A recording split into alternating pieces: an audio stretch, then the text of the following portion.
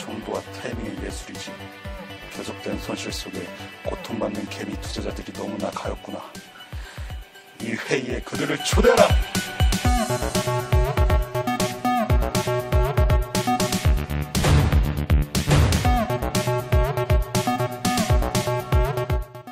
증권과의 고급진 정보만을 전달해드리는 그들만의 정보회의.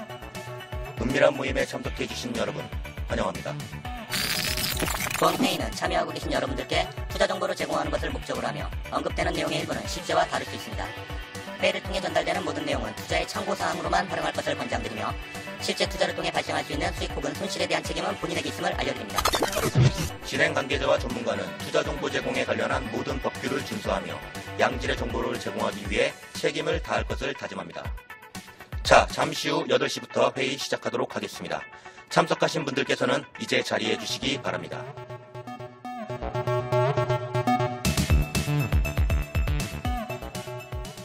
우리 주식시장뿐만 아니라 전 세계적으로 우려 섞인 시각을 보내는 것이 중국인데 여기에 대해서도 좀 코멘트를 하고 넘어가야 됩니다. 기존부터 샤오캉은 항상 얘기했던 거고 뭐 6.5에서 7%? 네.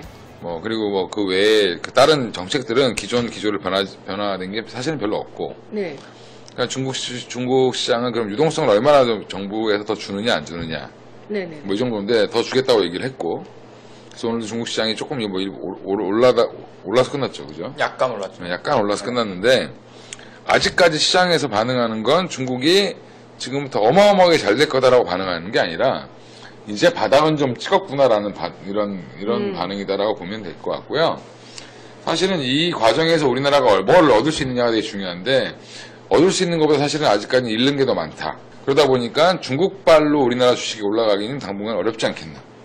지금 사실 그 전 세계적으로 가장 무서워하고 주식시장이 좀 재미가 없었던 것들이 가장 큰 이유가 사실 디플레이션이거든요. 그러니까 물가도 안 올라오고 성장률도 없고 근데 그거와 맞물려서 유가도 이제 많이 하락을 했고 그러니까 전체적으로 원자재 가격도 안 좋고 거기서 파생되는 완제품에 대한 가격에 대한 전이도 안 되는 상황이고 그러니까 뭐 전체적인 상황이 이제 문제가 됐었는데 일단은 중국에서 뭐 자기네 어떤 자체적인 산업에 대한 구조조정을 통해 가지고 뭐 노후된 산업이라던가 그다음에 이익이 안 나는 부실된 사업을 더 이상 뭐 자본을 투여해가지고 살리는 게 아니라 오히려 이제 구조조정을 해가지고 좀 가격에 대한 정상화를 이끌어내겠다. 오히려 그게 전 세계적인 물가에 대한 저물가 상황을 이제 이끌었었다고 한다면 이제 그런 부분들에 대한 악재가 좀 해소가 되면서 오히려 물가가 조금씩 올라오는 유가도 마찬가지고 원자재 가격이 이제 처음부터 이제 바닥에서부터 어느 정도 안정화를 찾는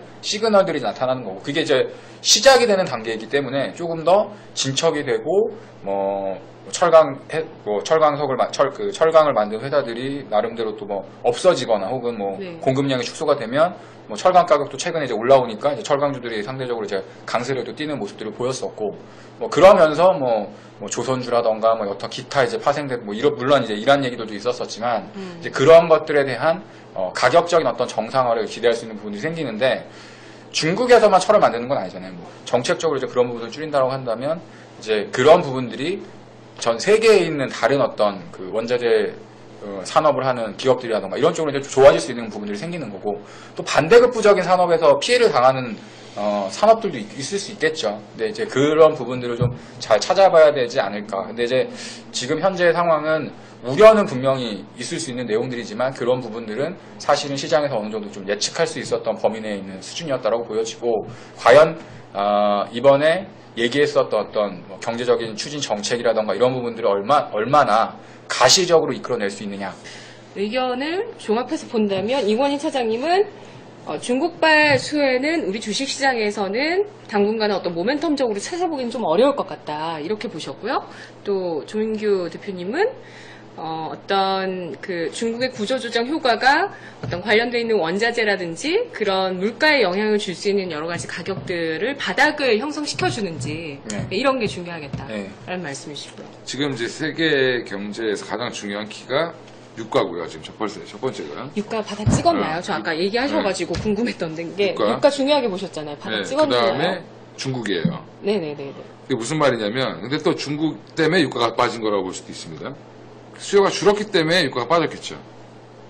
그죠? 물론 이제 투기 세력도 있고 뭐 여러 가지가 네. 있겠지만 투기 세력 때문에 빠진 건 30불 미만이라고 봤을 때 지금은 이제 유가는 35불 정도만 잘 지켜준다라고 하면 올해 연말까지 한 50불까지 간다라고 이제 대부분 보는데 유가는 이제 조금 걱정을 좀 덜었는데 뭐 양회니 뭐 갑자기 영국 새끼들이 뭐 그 유럽에 탈퇴를 한다느니 이런 이상한 지금 뭐 좀 이런 것들이 좀 나오고 있고 갑자기 뭐 샌더스가 올라오고 그 누구냐 그 말도 안 되는 힐러리가 또 떨어지고 트럼프 같은 이상한 그 미국 애들도 좀 정신 못 차리고 있고 이런 지금 약간 혼동기가 좀 약간 섞여 있다. 제가 좀 웃기게 얘기했지만 사실은 유가는 지금 가장 되게 중요한 키워드입니다. 그래서 이게 유가가 꾸준히 지금 30불 밑을 안 깨고 뭐 조정을 받더라도 30불 밑을 깨지 않는 게 되게 중요한 거고 만약에 그렇게 깬다 하면 다시 한번 이 저점을 깰 수 있는 빌미를 줄 수 있다. 중국의 경제 규모가 어마어마하게 커졌는데 그걸 매년 7% 이상 성장을 한다는 거는 말이 안 된다는 거죠. 맞아요. 이미 뭐 작년에 이미- 많이 얘기했어요. 그에 대해서. 이미 덩치가 엄청 커졌기 네. 때문에 지금 6.5%를 달성하는 것도 사실 내가 볼 때는 되게 어렵습니다. 질적 성장기에서는 예, 좀 낮아질 수밖에 없다. 성장률은. 중국 가면 네. 지금 막 패스트평 죽고 다니는 그지들 엄청 많아요 지금. 무슨 말이냐면 빈부격차가 엄청 심해졌다는 얘기거든. 네. 이런 것들이 조금씩은 어떻게 보면 민심을 다독이기 위해서는 중국에서는 당장의 고성장보다는 약간의 분배 정책을 취할 수밖에 없는 상황이다라고 보시면 될 것 같고 정치는 공산주의인데 경제만 자본주의인 거잖아요 지금 여기는. 그러니까 되게 애매한 우리나라가요? 아니, 중국이. 아 중국이요? 아 예. 예. 우리나라는 뭐 민주주의고 자본주의인데 민주주의인지 네네네. 모르겠지만 아, 그런 게 중국의 조금은 그런 형태가 되게 어쩔 수 없어요. 강점이지 않았나요? 강점이었지만 네. 결정력에서 굉장히 단점이어서 성장률을 깊게 끌어올렸는데 빠르게 끌어올렸는데 네. 그 와중에 부의 분배가 전혀 안 된 거죠. 그래서 지금 보면 중국이 이렇게 동그랗게 생겼으면 이렇게 생겼으면 이 동쪽 해안에 있는 애들만 잘 사는 거예요 지금. 베이징부터 시작해서 상해 가지고 선진까지 이렇게 이런 애들만 잘 살고 이 안에 있는 애들은 다 못 살아. 여기 한 3억만 잘 살고 나머지 10억이 못 사는 거예요. 이런 문제들이 이제 2섬 도시로서의 발전까지 이제 좀 꾀할 수밖에 그렇죠. 없는 그런 상황이 되는 거죠. 그런 과정에서 그럼 우리나라가 뭘로 먹고 살 수 있냐라는 게 중요한데 사실 조금 막막하죠 요즘에 보면. 5대 소비재는 화장품, 뭐 유아용품, 뭐 이미 다 했잖아요. 네, 등등등 이런 거 하더라고요. 주가가 많이 올랐잖아. 그쵸. 아, 그 중에 주가 안 오른 거 있었을까? 한번 다시 대부분이 찾아봐야 되겠네요. 반영이 됐죠, 사실. 뭐, 물론 이제 그 안에서는 시장의 파이가 점진적으로 커지는 가능성은 있겠지만, 이제 주식시장 내부적인 모습으로만 본다라고 하면, 네. 그걸 가지고서 주가가 올라가기를 기대하기는 이미 조금 무리수가 있다. 그러면 그 정도까지 왔다라는 거죠. 이제는 실적이 나와야죠. 네. 그런 진출한 회사들이 중국에서 자기 기업의 수익의 3분의 1 이상 뭐 가이던스 대비 어마어마한 수익을 거둬들이면 주가가 레벨업이 더 되겠죠.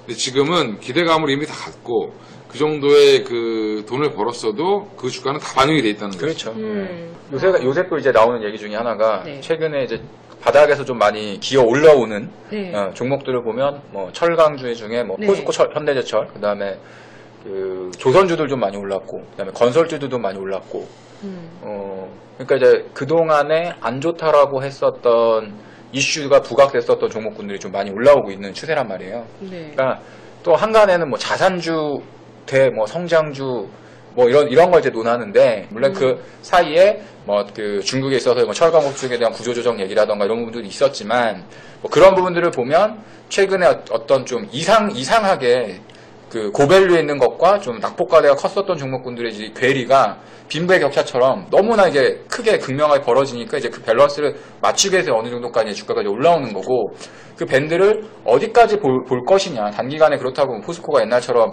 뭐 50만원, 70만원 갈 수 있는 상황은 아니라고 본다고 한다면 적정한 수준까지 오면 이제 걔네들도 이제 어느 정도 밸류가 맞춰지겠죠. 사실 뭐 이건 차량도 마찬가지로 가장 고민되는 것들이 아마 저는 그런 부분이라고 생각이 드는데 그것들이 다 맞춰지면 사실 시장에 이제 먹을 게 별로 없어요. 지금이 상당히 투자하기에 단기적으로 좀 애매할 수 있는 구간이 그렇죠. 애매하죠. 왜냐하면 예. 이제 시장도 1800포인트에서 지금 1960포인트까지 올라왔는데 그러니까요. 딱 그리고 지금 지수대도 이거 살거 많아. 살 거 많아요. 물론 많죠. 많은데 돈이 없어요.